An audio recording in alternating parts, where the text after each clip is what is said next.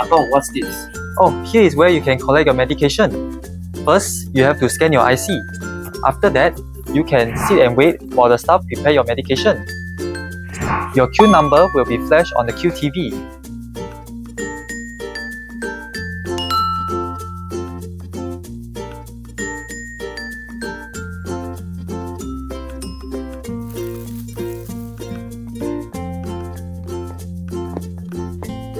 So Akong, we collected our medicine and everything, right? Where do we pay? What's the next step? Oh, it's over there.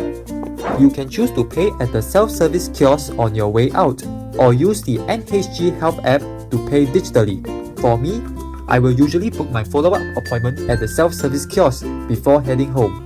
Another alternative is to call the call center hotline 6355 3000 or by NHG Health app.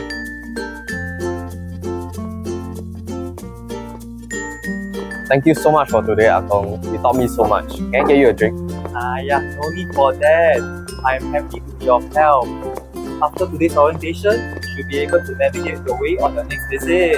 Definitely.